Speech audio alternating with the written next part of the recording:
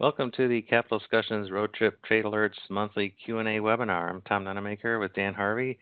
Before we get started, just a quick disclaimer: the Capital Discussions is not a broker-dealer or an investment advisor. This presentation is for educational purposes only. We don't know your situation and have no way of knowing what level of risk is appropriate for you. We're not making any specific trade recommendations. The risk of loss in trading options can be substantial, so please be aware of all of your risks prior to placing any trades. Hypothetical computer simulated trades are believed to be accurately represented. However, actual profit or loss may vary due to market factors such as liquidity, slippage, and commissions. And just another reminder that we're not advisors, and this is for educational purposes only.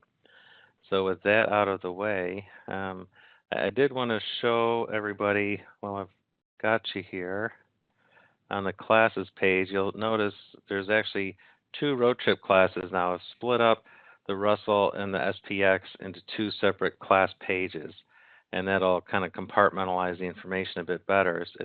If you're not trading the Russell, you don't have to get the alerts for the Russell, and likewise with SPX.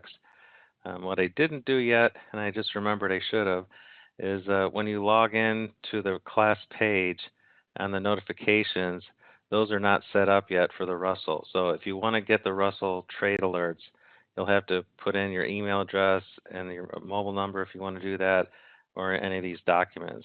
But other than that, everything should be set. I've moved, the calendar, all the images specifically for the Russell, all the trade images, and I'm prefixing the messages that go out like this now. So it'll be either RUT road trip trades, or on the other one it'll be SPX road trip trades. And then the open positions are only for the Russell, obviously, as you'd expect. And the history is only for the Russell. Now you notice there's no equity graph. It's because we haven't closed any Russell trades yet. But as soon as this one closes, which is pretty soon, 14 July, is less than a month away, once this trade gets closed, then you'll see all the other normal graph and performance numbers and everything.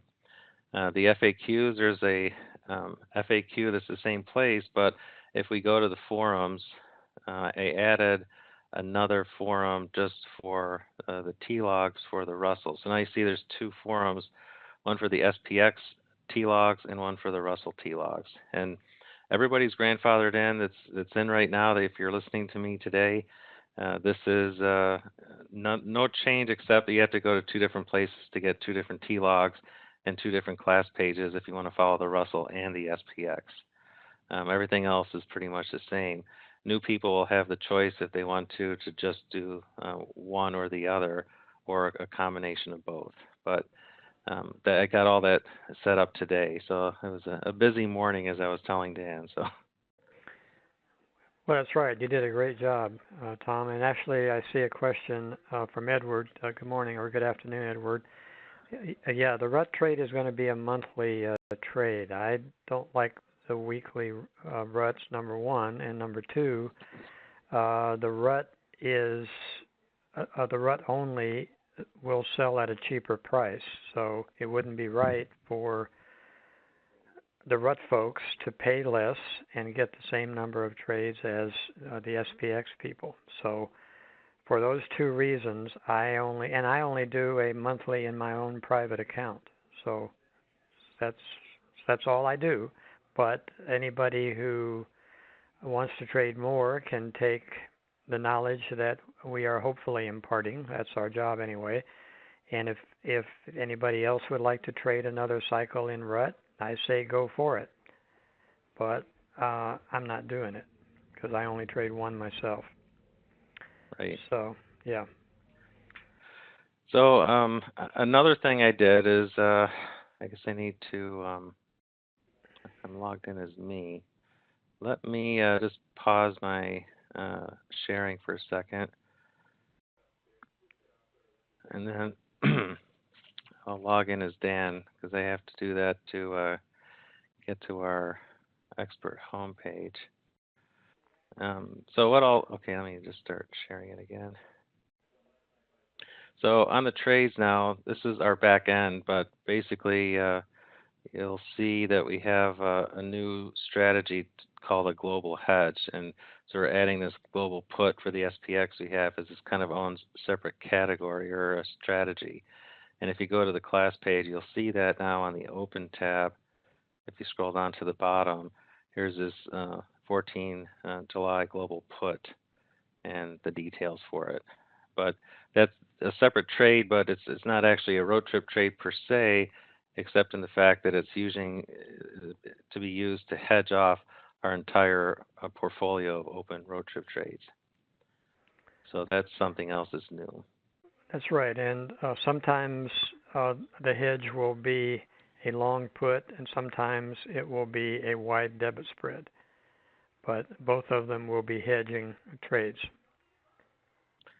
In fact, I don't know if I got this global put in my option view. Let's see, 15 July. So just bear with me a second. It was the 1950 put. So it looks like I need to add that in. So let me just convert that real quick. And I'll make this something else like G. I think we paid, or no, that's the wrong expiration.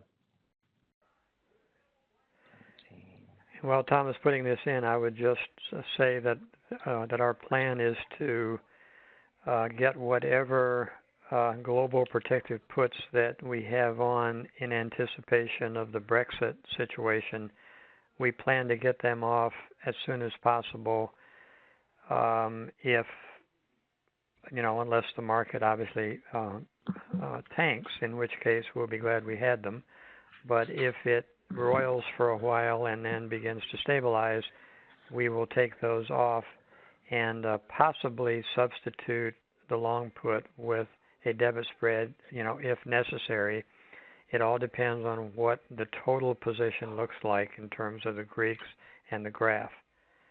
And thank you, Edward. No, the global hedge, there will be one for the rut, which we don't need now.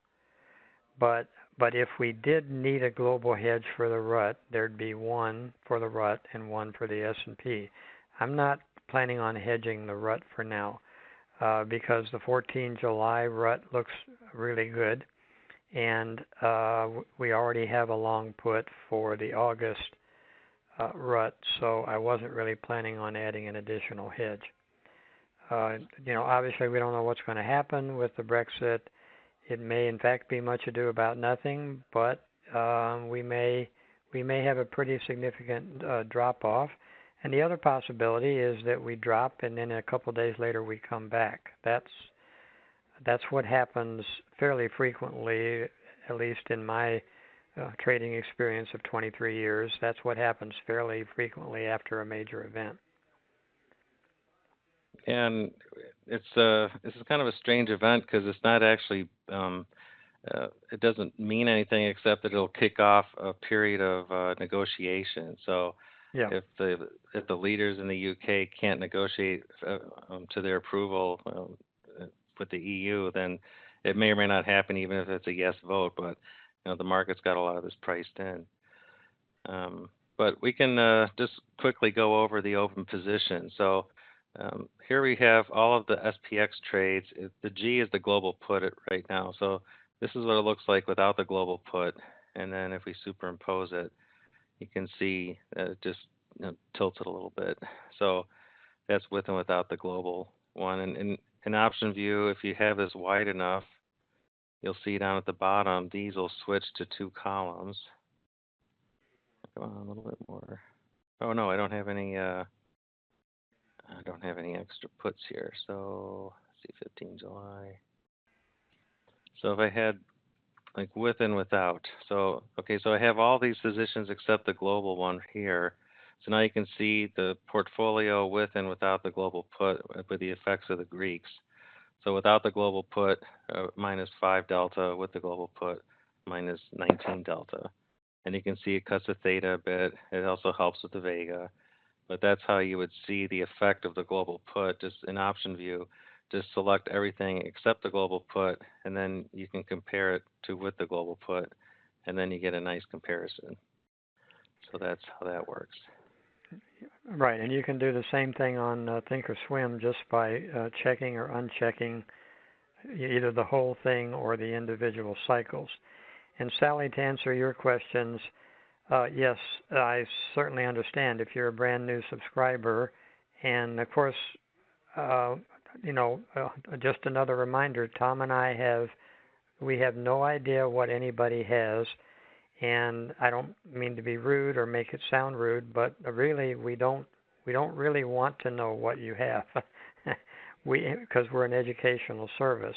But if you choose to follow our trades exactly, and with the same size and the same strikes, then yes, I fully understand that if you're brand new, you're not going to have them all, so you would not need a global hedge. The global hedge is only for the subscribers that have been with us for a while and that are trading in the same approximate size and strikes as we are.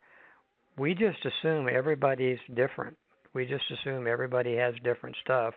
We're just trying to teach. For those traders that have, say, 2 lots, I wouldn't think you would need anything global.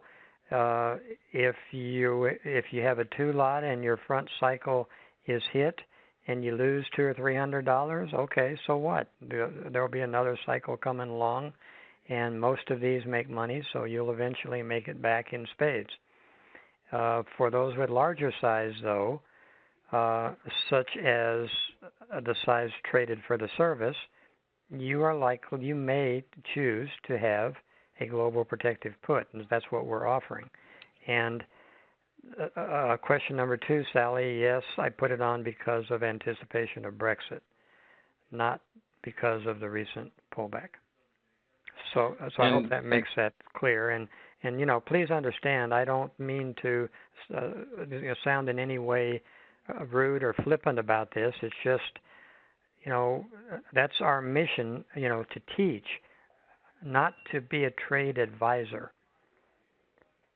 Well, for instance, if say you were just a newer subscriber and you just had this one trade on, you're already looking pretty flat. So in this case, you wouldn't need to do a hedge. So it all depends on your portfolio, your risk tolerance. Those are decisions that you have to make. We're just showing you what we're doing. Yes, that's it exactly. And Stephen, I don't usually do Vega neutral road trip because these are, after all, butterflies, and so I want, the volatility will eventually come out of these, and that's what I'm going for. I'm getting some kind of weird. Maybe it's this max projection date. Let me just filter this out. We can go through the trades, Dan, if you like. Here's the July 1 or problem child. This is what we're looking at right now. So 15 days to expiration. Here's the probability cone for that. Obviously, Brexit happens in a few more days. Let me just change the preferences up here to display dates. And then I think if I reselect it, yeah, there's the date. So this is the June 25th line. So if we do, what do you say, June 22, this is the day before Brexit. This is what we should be looking at. Uncheck that auto refresh. Yeah, so obviously this guy's a dog, and Tom and I were talking about this, earlier.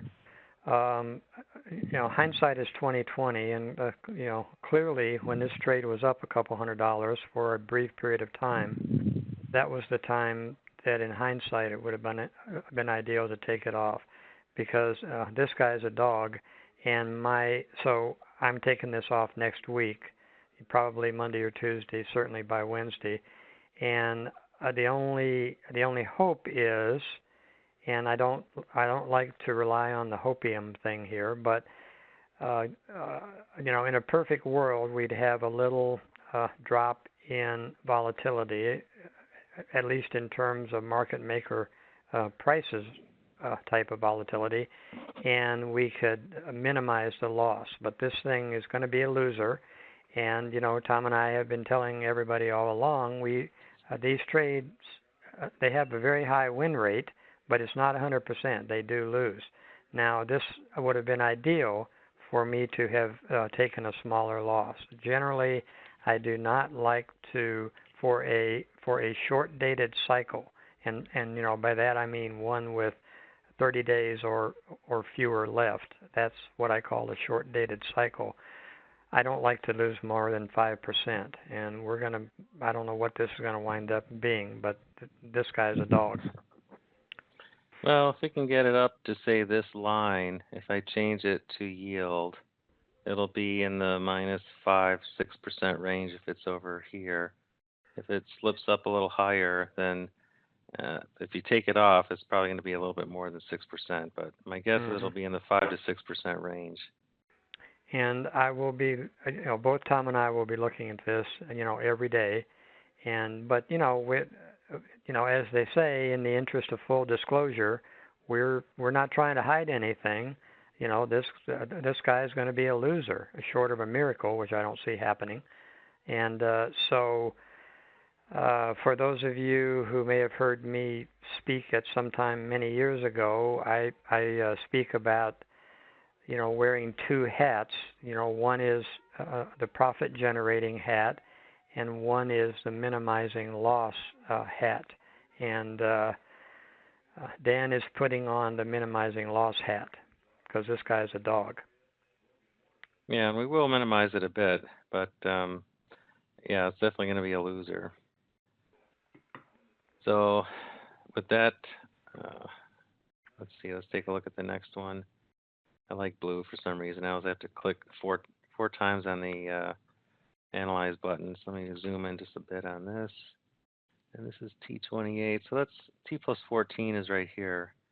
So we're actually pretty good shape on this. If you look at the probability of touching the short strike, it's 23% to get down to here, which just makes sense. That's 1.5 standard deviations.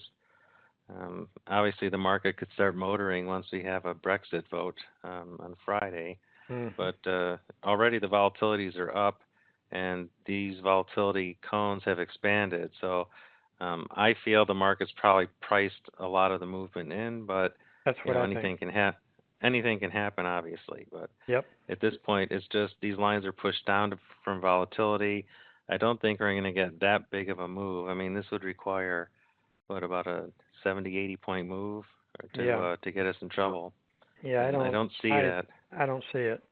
But one thing that I would point out to everybody, and if for those of you who attended the roundtable yesterday with Jim Riggio, obviously that was a good session, I thought. But also, I like to use, since I don't have the live vol granularity, since I don't subscribe to that. But I basically get pretty much what I need regarding the tail of the smile curve by looking at the dollar sign skew. Uh, you can get that graph on Thinkorswim. You can get it on bar chart for free. I think you can get it on stockcharts.com. I think. Don't quote me on that, for free. And this is basically calculated in a manner similar to the VIX, except it's only looking at the out of the money strikes. So you're looking at the tail. And generally, values of 110, 120 are considered, quote, normal. 125 to 130 is marginal. It's like a caution flag. If it's over 135, look at it closely and hope that it comes back down. And so I look at that in times like this. I look at it every day. And so you may want to do the same. And if you wanted to get some more granularity on your volatility curves, that whatever platform you're using doesn't have it, if you wanted to buy Peter Hoadley's thing, which is an Excel add-on, it's got all kinds of bells and whistles, including a surface map of volatility. Yeah, I think it's about $130 in dollars. He's based in Australia, but he's got all kinds of bells and whistles on that. So these are some other things you could do if you're interested. I don't know if you've ever used that, Tom. I actually did buy the Peter Hoadley stuff years ago, but I haven't used it for quite a while. Yeah, me too. It's a little cumbersome, and the only thing that I really like about it is the surface map on volatility. Entering your trades and everything. Once you have them all in, you can do a lot with it, including managing the whole portfolio, et cetera, and doing a lot of what if kind of scenarios. But it's somewhat cumbersome to type all that stuff in. I did want to mention something while we're on this page. If you look at the history, we just banked $2,100 and $1,900, and on that 1 July we're down like 13 and something. Hopefully, getting it down under 1,000 or maybe even to the $600-700 level. But if you look at the thing in perspective, if we lose, say, even 1,000 or 800 on this, it's keeping our average losses well under our average winners. And even for the month of July, if you have, this loser, say maybe is going to be 800, well, this one at expiration is going to be almost 1,200. So even we could have a winning July even with that one loser. So that's one of the benefits with having your not all your eggs in one trade. So, I expect after Brexit that these volatility standard deviations will contract, and then we'll still have time to go. So we'll probably do some reverse Harveys and lift this up a little bit more. So I think June can still be a decent month, or July, or no June, or July expiration. Sorry. So just to put it in perspective, and we will have losses. So I just wanted to make that point.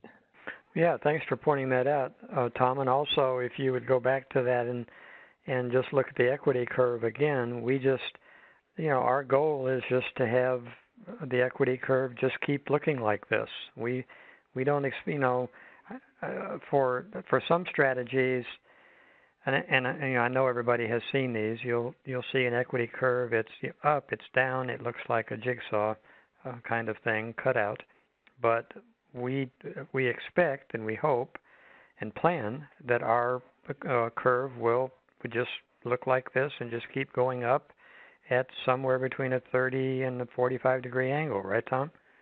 Yep, absolutely.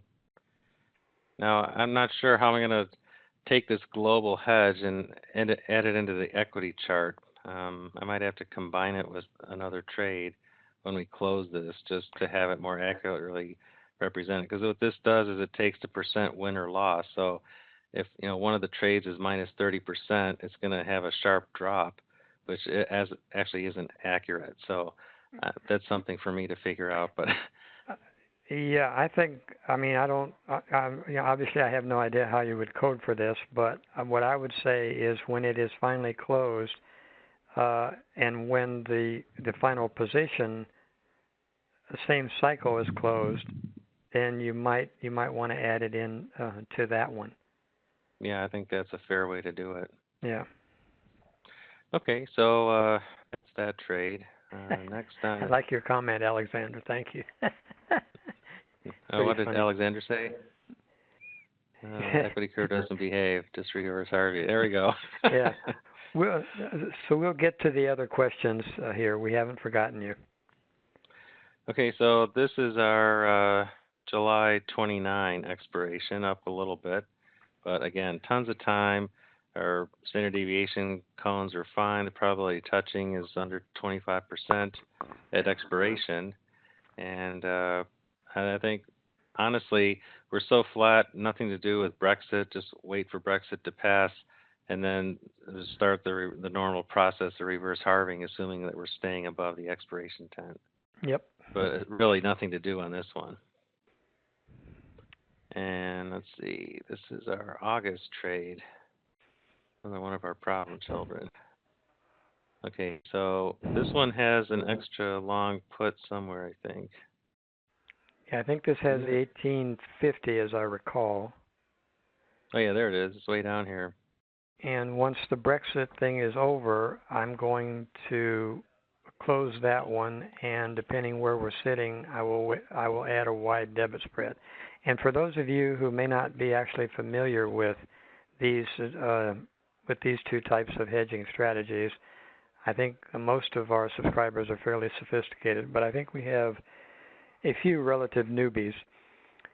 What are the relative advantages and disadvantages? Well, a long put is like the big, the big hammer, because it takes care of vegas, gammas, deltas, but it is done at the expense of a major loss in theta.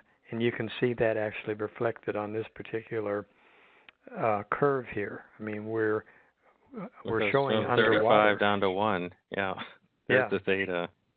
And which is why we're looking underwater, because we are not making any money during one of the prime theta generating phases of a long-term trade like this. I mean, we should be generating theta dollars right now, and we're not. Now, it doesn't mean that this trade is going to be a loser. In fact, I think it'll be a winner, barring some major drop off the cliff. So anyway, so after the Brexit and the market maybe has roiled a bit for a while, and then begins to show signs of rebounding, or at least even stabilizing, and the volatility starts to come out, I will plan to close that 1850, and if necessary, replace it with a wide debit spread, which doesn't cut your theta much at all, but you don't have quite the same delta or gamma reduction and vega reduction. So those are the pros and cons. But you can see how nicely it just adds a little bit of negative delta. So it goes from flat to minus 11 delta. So post-Brexit, if we do have a little bit of a crash, we're doing quite well, because right now we're down 1,200, and even in this area, say it goes down 30 or 40 points, your loss is cut down to 8 or 900. So that's a nice little hedge for the short term for this event risk. And then you can see after we take it out how it's going to shift this up, push this down, and yeah, it's a good hedge short term. And actually, I see Brian or somebody actually wanted to show the debit spread that we might use on this one now, just to see what it would look like. Can we do that, Tom? Sure. What would you like to put on? Well, let's see here. Well, let's just make the assumption we are where we are now. Okay, we would take off the 1850, and I would probably be adding the 2060.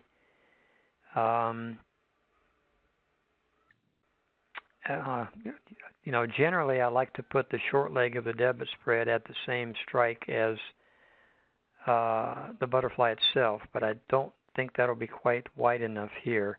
So maybe the 20. Well, we can look at it. Let's see what that would do.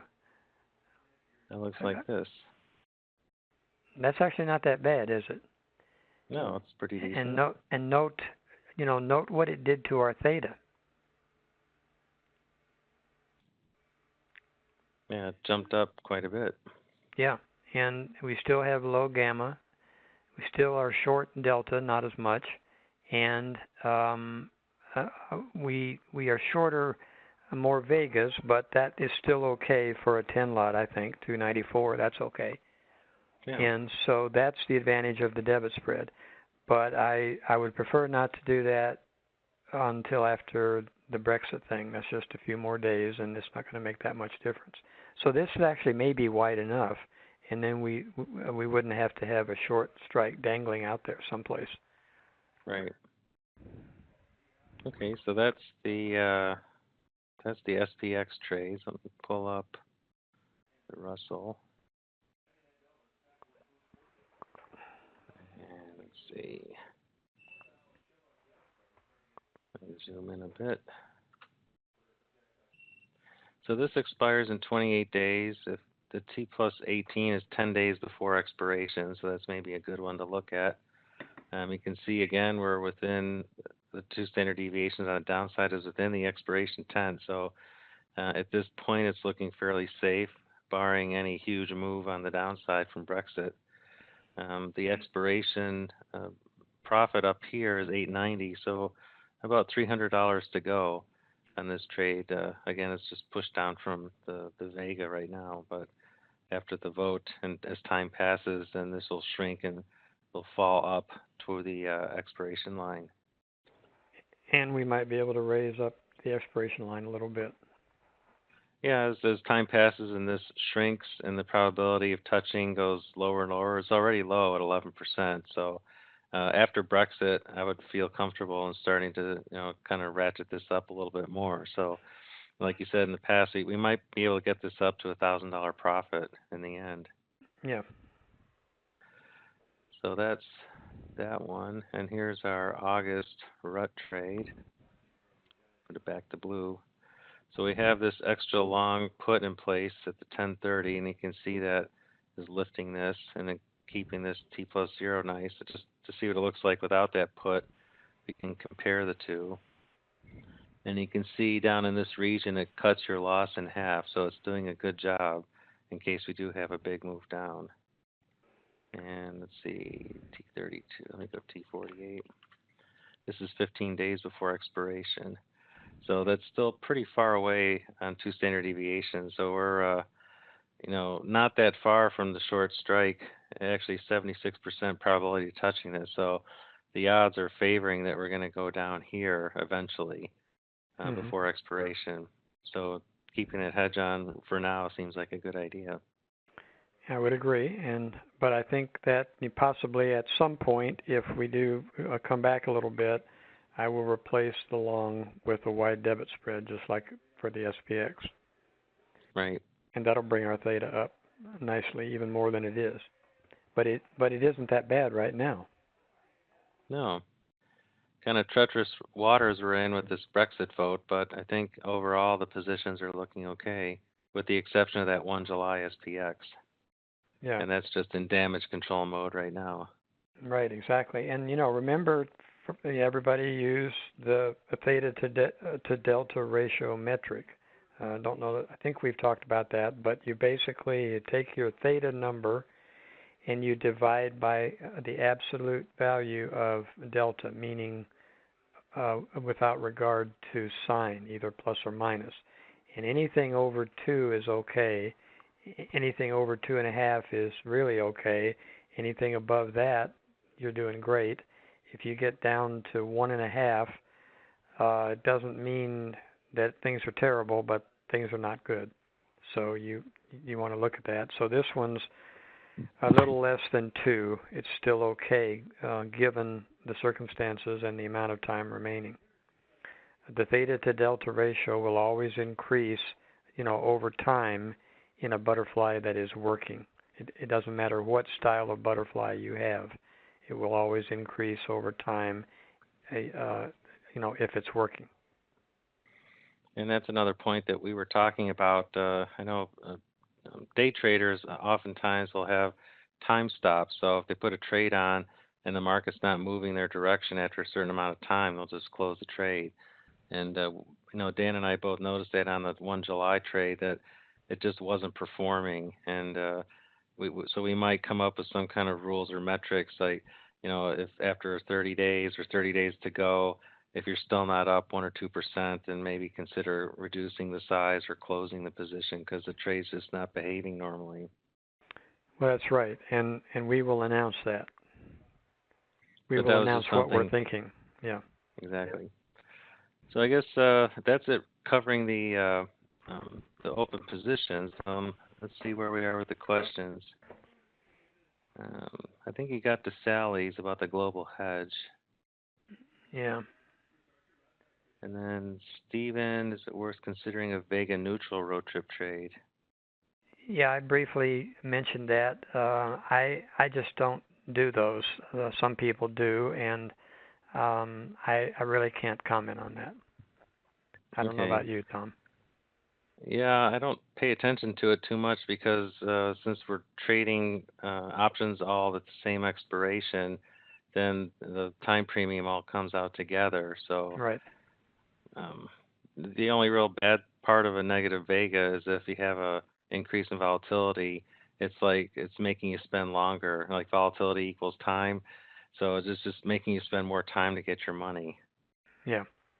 But there, if you set this up as being vega neutral, uh, that is, I think, going to detract a lot from the style and concept of the road trip trade. Oh, and Brian wanted me to talk through looking at the analyzed graph with the combined SPX. So let me go back to SPX, and I've got everything selected here. So that's what it looks like with the 1 July expiration with everything. Now we can do the farthest expiration, and it looks like this, and that's including that global put. So you can see this actually isn't a bad overall portfolio. No, I think it looks pretty good. I mean, considering everything, uh, and as obviously as time goes by, money is going to be coming in, and what we like to see is money, money coming in over time over a broad range of underlying prices, and I think we have that here. Actually, I had some trades in the trade column, so let me just re-update it. So this is what it actually is with our existing position, which is pretty close to what we were looking at before. Right. But the total portfolio delta is minus 19 roughly. And I think that global put just by itself was, what's the delta on it? Let me switch. Where's delta? Here it is. Minus 14. So that um, that global put's giving us most of our negative delta for the whole portfolio, in fact. So if you took that out, our total portfolio would be a minus 4 or 5 delta. So pretty flat. Norman asked about the family of curves. I don't have toss. Is that something you could show, Dan? Yeah, yes, I will. Once you're done with everything, Tom, I will show that. Let's see if we have anything else Let's here. see if they have that. Rudy wants to know about the probability of touching figure. Okay, so option view, what they do is if you look at their probability calculator, it kind of gives them away.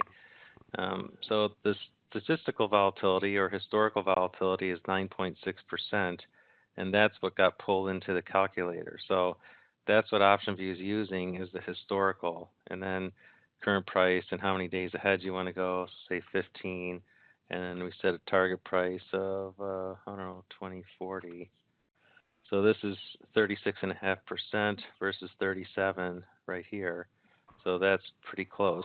Now these are, I think, Monte Carlo simulations. So if you haven't used the probability of touch in option view, that's what this PT button is. And it won't show up unless you have this probability of touch column. So if I put something else in here like Vega, you notice that PT button has disappeared. But if I go probability of touch, now it's here. And if you click this, it'll rerun that simulation. So here we're 36%. We'll click it again. Now it's 34%. So it's not a precise number. It's just doing an as best a guess that it can. And it's based on that statistical or historical volatility number. And that actually brings the next question of why use the SV rather than IV. Well, to me, SV is what the underlying has actually been doing, and IV is what people are guessing, and IV has a historical record of not being very accurate. Yes, So I would agree. let me just bring up a price chart versus volatility. Actually, we just need the volatility. So you can see the blue is the implied and the brown is the statistical. So not very often are they on top of each other. Usually the IV in a lot of cases is way higher than the actual movement. So that's a lot of fear and guessing involved, and this is what it's actually doing. So I think option view is right to use the actual movement of the underlying instead of the what people are guessing. Well, that's right. And while it is possible, as you can see from the graph, and in fact fairly frequently, that sometimes the IV seems to lead the SV, that doesn't necessarily, help us make our decisions in the short term. We want to know what it has been doing so that we can make the predictions based on what it has been doing recently rather than what it might do because of fear in the market and the pricing structure. So I think it is better to use the SV just like Tom does. Okay, so the next question is from Brooks. He's asking about the reverse Harveys that we do at trade entry. So, different trades have different number of contracts that we do, and basically the guideline is you're trying to keep that loss on the upside of the expiration tent within, say, 5% of your margin. So let's just do a trade example. Let's go out about, here's 60 days. Let me make this smaller so the chat's not in the way. So if we go out 60 days and we just put on a hypothetical trade, let's do a 10. Let's go. Well, I have the 25-point strike, so why don't we just do 50.75, and then that would be 1950. See what that looks like. Oops, that's actually right about dead on, isn't it? Let's see. So say we started something like this. Oh, that's the wrong way. 10. Maybe move this up 5 points. Oh, I gotta move it the other way. Okay, so here's a broke wing butterfly, and the starting loss would be not 110,000. Option view is really doing something wrong here. 50. Well, you can see by this P&L thing, it's probably around 3,500 or so, and the margin is, say, 18,000. So if we go 18,000 times 0.05, we want to keep the loss under 1,000. So we probably need it to be up here somewhere. So the idea is just to reverse Harvey some of these. So you get the spread on as a butterfly, and then now maybe you do 2 of them, and you move them down 10 points. And then we take a look at it. And now what's the loss here? Now it's maybe 2,200. So maybe it's not enough. So we need to do another one and take a look. Well, it's getting there. Now it's maybe less than 2,000. So if we do 6 and 4, now we're at maybe 1,200. So this is getting in the neighborhood of where we want it. But that's kind of the process that we use. We don't just pick a specific number like we're going to put a 10 lot on a reverse Harvey 3 and then they'll be fine. You have to look at what the prices are and what your P&L is below 0 above the tent. And you don't want that to be too high. Now, I don't like it to start out being right at 0 because then you're positive delta more. And then if you have a sell-off right away, it's harder to keep up with it. So if you're just slightly below the 0 line here, then it makes it easier to raise it up later, and it keeps your deltas not quite as positive, maybe even slightly negative, to give you more room if the market does start taking off on the downside. You have anything to add to that, Dan? Well, I mean that's exactly the way I do it, Tom, and I certainly agree with your comments that I'd like to have a little debit on this and have the right side of the expiration curve a little below 0 for exactly the reasons that you said, because one of the worst things that can happen, of course, to a butterfly is you put it on and 2 days later the market sells off and now you have to do something. And the more that your T plus 0 line slopes down, the faster that your loss will accumulate and the more that you'll have to do to fix it up. So a general rule of thumb, I mean, I do it like Tom outlined. Try one. That's not enough. Do another one. So it's kind of a trial and error process. But just in general, the maximum that I would want to be underwater for me would be 5% of the margin. So, for example, if you had a 15,000 margin requirement, 10% would be 1,500, 5% would be 750. So I wouldn't want to be more than $750, below the zero line. I think I messed that up. That's just a general rule of thumb, but it seems to work for me. So this one would be fairly close. You're at 21,000 of margin, and this trade is minus 1,200 at expiration here. So that's about 6%. So that's close, but you probably would want to end up with something like this to make it even closer. So now you're down under 1,000, and your margin's 22. So that's under 5%. So that would be something like this, or the one before it. That's kind of the trader's choice.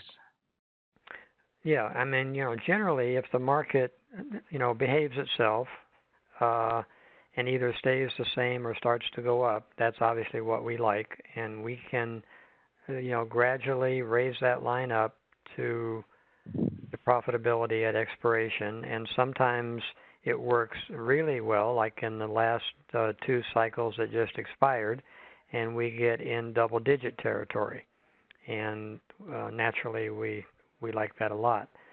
But if you're too far underwater, let's say you started off your 2,000 underwater on the right side, you're going to have to really, you're like, submarine time. You got a long way to go to get up there.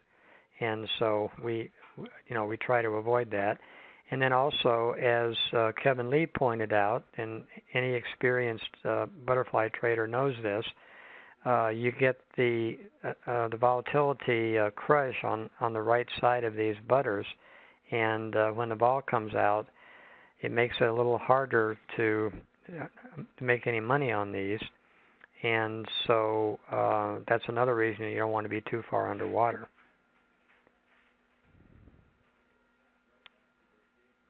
And I was just looking at David's question about do you have to manually put in a voltage change into option view?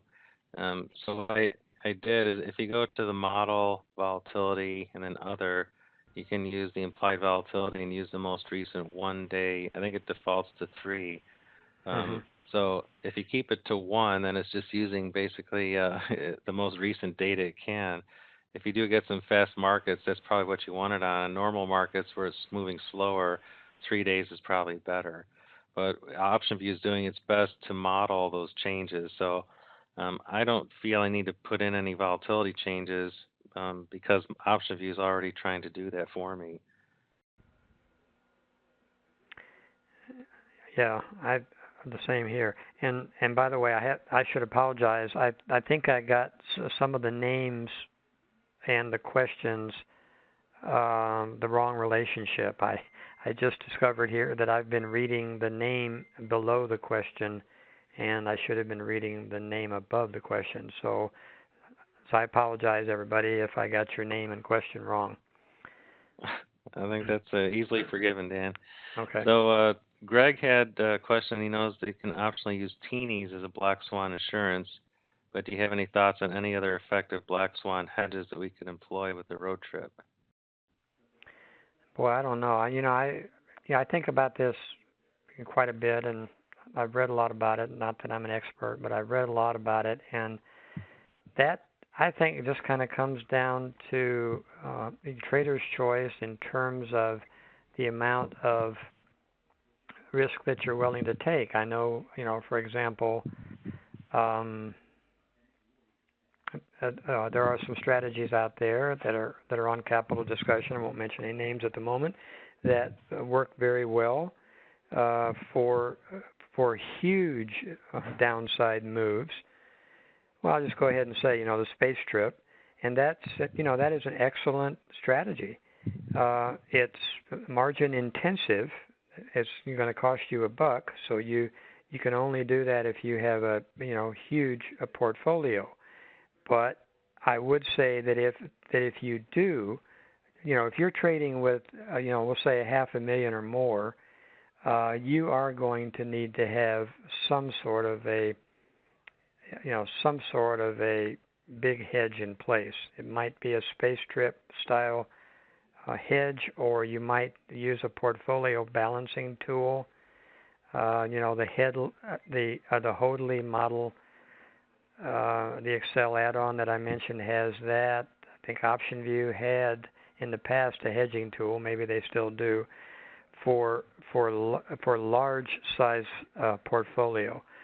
I'm not going to for the road trip, since the most that we're ever going to have on is probably $75, $80,000.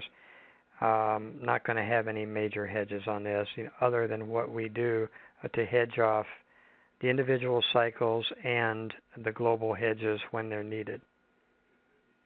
And you could do things like back ratio spreads if you're worried about a true black swan event, like a nuclear explosion in New York.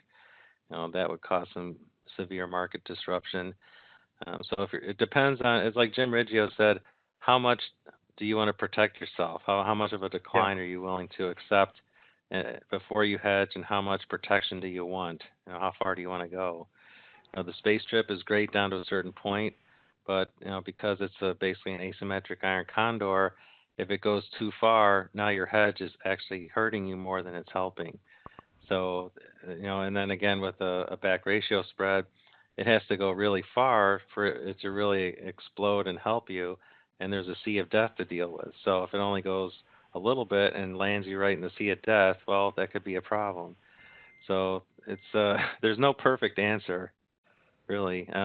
I like the idea of protected puts, but obviously with an instantaneous event like that, an unpredicted one, then that's probably not going to help you. If it gaps down 22%, then a protected put's not going to be the answer, or a GTC order.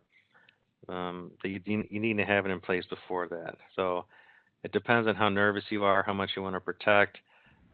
Who was it? Somebody had a roundtable event. Evan Rothschild, I think it was, and his recommendation was you can't really adequately hedge against these things normally. So position sizing is your best defense, and he recommended not trading more than 25% of your account if you're really worried about it. Because if you lose 25% of your account, you have to get 33% to get back to where you were, but that's doable. If you lose 50%, you have to double. If you lose 75%, you have to triple. So, or no, quadruple. So the key is to keep the losses small, and sizing your positions. If you're really worried about black swan events, that's one way to do it. Just trade a small percentage of your account.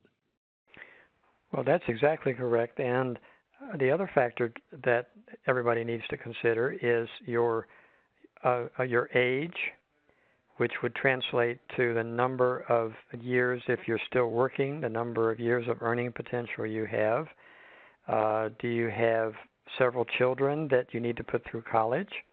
Are you an old man like I am?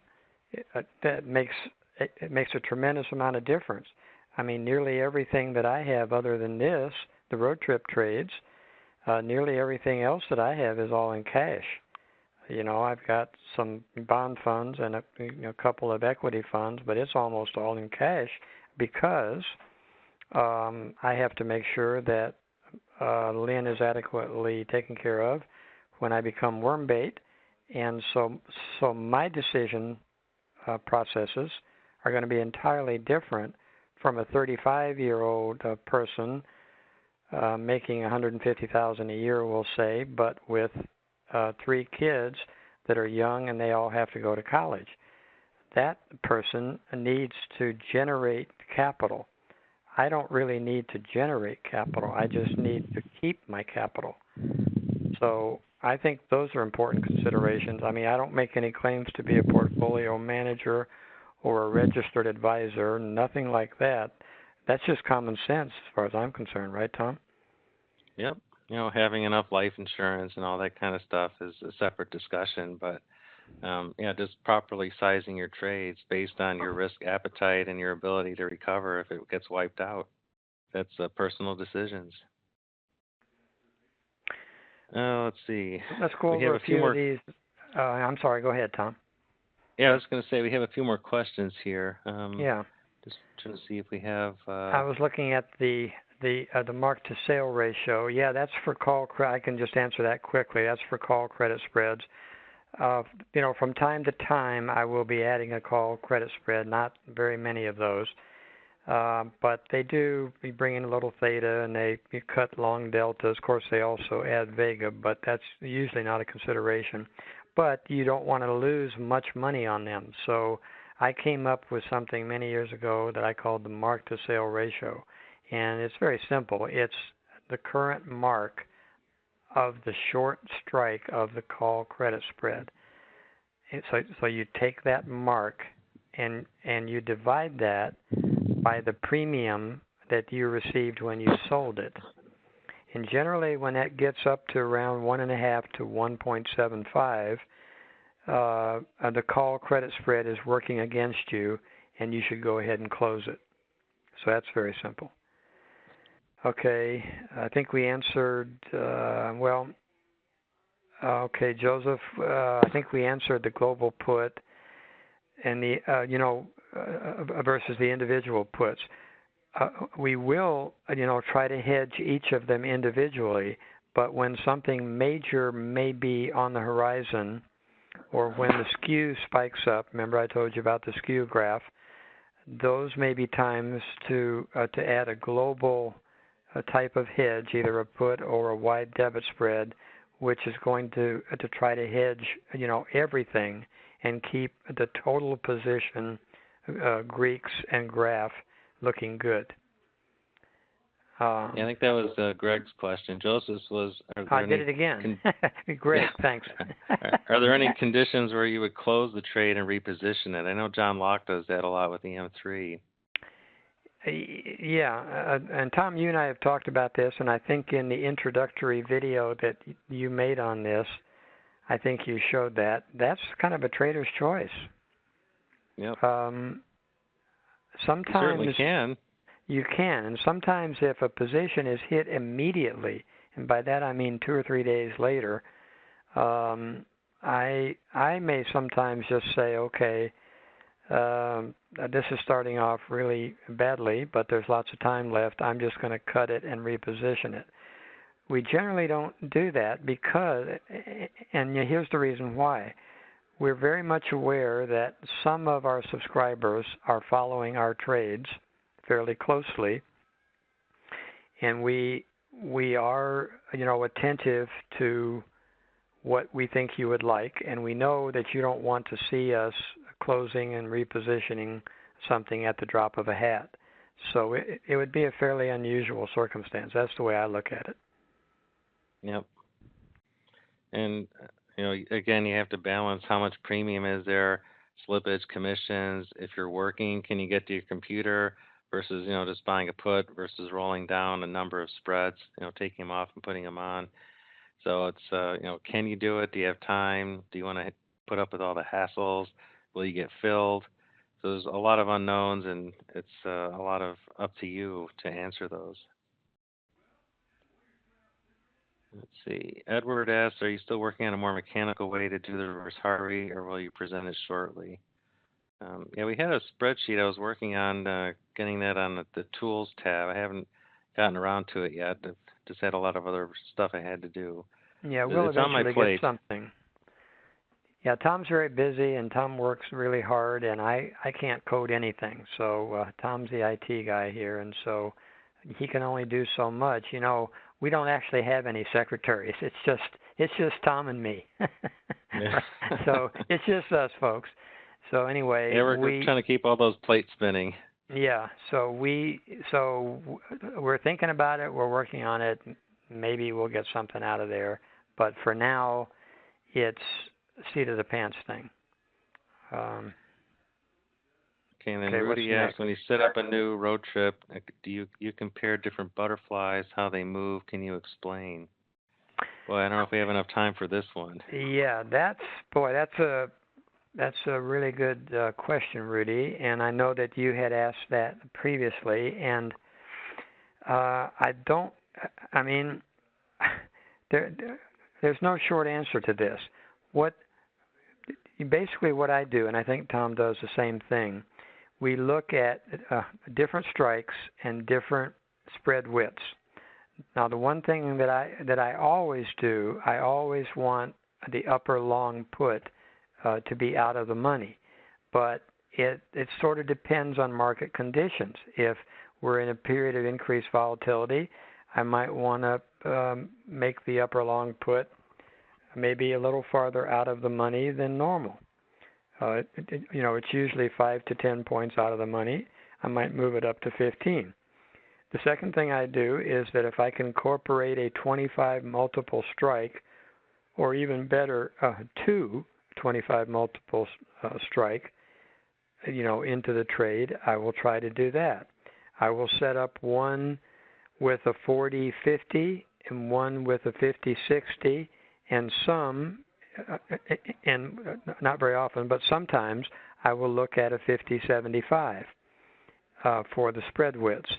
And I set these all up, and I look at each of the graphs, separately, and I look at how the T+0 lines and the family of curves are sloping down, when they're likely to be hit, and, how far underwater the trade is to begin with on the right side, so how much I have to reverse Harvey, and also how much they cost, and what I figure that the net cost would be, after the initial reverse Harvey. And usually I'll have at least 3 set up, sometimes 4, and I pick the best one that I can that gives me a combination of relatively cheap price, relative safety on the downside, and a relatively good return in terms of the amount of money that I can make for the margin that I'm utilizing. That's pretty much the way I do it. Tom, any other thoughts on that? Yeah, on the accounts that I trade, I generally try and stick to the 25-point strikes. And, a lot of times I'll do either 50-75 or 75 and 100 for the strike widths. And those 7500s, I did a few of those for, I think, late July and the August expiration. And I'm glad I did because there's so much room now. And that's one of the questions actually I see. See, where is it? Would you? No, that's not it. Well, I think we should point out, though, that, Tom is trading other people's money. Well, I also do it for my own account, too. But, yeah, when the market's heating up, I like to widen out the strikes. And that was one of the questions about from Steven. What conditions would you place wider strike road trades? And for me personally, when the average true range and the volatility is going up, and you can see it on the chart when the candles are getting taller, then that's usually an indicator that maybe it's not a bad time to make wider strike entries. And let's see, we talked about the rolling back. Alexander says his initial T+0 never looks like the option view one. He's using O&E. And I know option view on their model, they have a thing called true delta and true theta and gamma. That's Len Yates also has his own option pricing model. So I just use that. That's the standard, and I've always found it to be close enough for me. But that's not the model that Andy's using for OptionNet Explorer. So your mileage may vary, but the advice is you're going to have different platforms. You're going to get different Greeks and different T+0 lines, but just stick with one and be consistent. Don't look at your risk graph in one thing and then look at your deltas on another and say, oh, my deltas are out of whack. So just stick with the same thing, and then you'll get a feeling of how your system is compared to what we're doing. Yeah, I think that's very important, and you know what? I think even more important than that is looking at the graph and the family of curves, meaning the day step curves, and seeing how they behave over time, meaning the amount of separation between the curves, and also how rapidly they begin to slope down as the price moves down. I think this is even more important than looking at some absolute value of delta, because remember, delta changes all the time. It's just, the delta you see, that's just a static number. That's not going to be there 5 minutes from now. Right. And so, yeah. And And so Gary says that he understands that the global protective put was chosen to reduce the delta of the total group of trades for SPX, and I don't have any on RUT, but if I did, it'd be the same thing by about 50%. Yeah, that's about right, and that's about right, Gary. And if I were doing it with a debit spread instead of a global protective put, it would be a little wider debit spread, but I would also want to cut it by roughly 50%. Norman, I think Norman's question, I hope that was the one on looking at this on TOS. Was that Norman's question? let's see, the next one Yes, I that was saw Norman's question. Yeah. was Jack, would you ever consider boxing a trade in order to close it? That's possible. I've done that before. Yeah, If I the have. bid-ask Yeah. spreads aren't, but you have to look at it. If you can't get filled at good prices, then look at boxing it off. If you can get better fills and less slippage by setting up a box, then that's perfectly fine. Yep. But that is not for the beginner. No, and maybe we'll do another video to show that at some point. Oh, And and I'm going then to Norman, show. yeah, I just gave you the ball, Dan. So if you want to share your screen, maybe you can go over that family of curves graph. Right, I absolutely do. So you should be able to see it now, right? I can, yep. Yeah. So let's see. So what we have here is we're looking at the SPX, and this is everything. And so this is the way. I mean, I use Option View too, but during the day I generally, well, sometimes I go to Option View, but for the most part, during the day I look at TOS, and I always look at the global positions like this. And so I do look at the absolute value of delta, and so I know what 14 means on TOS. 14 in Option View would be different. And so I look at my Greeks, but I'm also looking at this sort of thing. And then as far as the family of curves, and I'll show this again in a minute on an individual one, I simply set up a variety of day steps. Now it depends on what cycle you have as to the number of days in the day step. And so when you look at a global position like this, this is less helpful because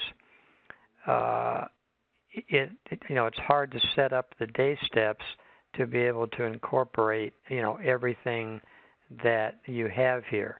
So usually when I'm looking at the global positions, I simply look at it on the single expiration. I look at it like this. But then if I'm looking at an individual cycle, we'll use the 15 for example. I'll uncheck this. So what I do on this, and of course this one, yeah, let me take off this 1950 because that's our global protective put, and I will get that out of there. So this is the expiration cycle, but I'm going to look at some day steps, and I'm going to choose a variety of dates, which you see over here. And what I really want to make sure that I have is a date that is about 10 to 15 days prior to expiration. So the latest date over here is 7/4. So that's the one that I'm targeting. So this is the one that I'm going to try to make the money on, this yellow line up here. But the other thing that I'm looking at is I'm looking at the slopes of these curves, and I'm looking at where they are separated one from another and where they begin to compress. And for the decision for the reverse Harvey, if we were sitting over here, for example, when these curves all become very compressed like this, I know that there is not a lot of money left to be made, every 4 days. This thing won't be generating much money every 4 days. And so the more compressed they are over here, the more likely that I am to do the reverse Harvey to try to bring this curve up. So that's the way that I look at the family of curves, and for Thinkorswim, and it's very simple to do. And also on Thinkorswim, if you're interested in looking at some of the other metrics, another thing that I look at is I want to see how the theta is being generated in the family of curves. So you can see we have a lot of separation of the curves in this area, so we're making some pretty good bucks. But as we get over here, we're not really making much more money, on an incremental basis as time passes. So again, this would influence me to do the reverse Harvey. So that's it. I hope that answered the question. I think so. Okay. And then Brian had an observation that we've shown a new entry process on another video. Maybe we can create some video clips from prior videos and put them in the tools. So I think that's a good idea. I'll try and when I get some time, I'll carve that out, and that'll be one of the next things to show up on our website. And I think that's it for the questions, Dan, and we're a little bit over an hour, so this looks like a good place to stop. Well, this looks like about it. We had some very good questions and some pretty good participation today, and thanks everybody for your interest. And Tom and I are trying to make this better. We're trying to make it as good as possible for the subscribers. Once again, it's just Tom and me. We do not have a secretarial staff or an IT staff. It's just us. And I can't code anything, so anything related to the website, that's Tom. So we're chugging along, and we do appreciate your interest and your questions. And this next week will be interesting. So for those of you who are following our trades, watch and see what we're doing, because we'll probably be closing some stuff and, trying to, as the old phrase goes, make a silk purse out of a sow's ear with the 1 July cycle. Yeah, hopefully you can cut the loss on that one. Yeah. But thanks, everyone. Really appreciate the nice comments. Keep the questions coming in the forums, and we'll have another one of these live Q&As next month. So until then, just like Dan said, just watch what we're doing for Brexit. Make your own trading decisions. If you want to get out, like Paul Demers did, just be flat. That's also an option. Cash is a position. So with that, thanks again, and we will see everyone next time. Thanks, Dan. Thanks, everybody. Thanks, Tom.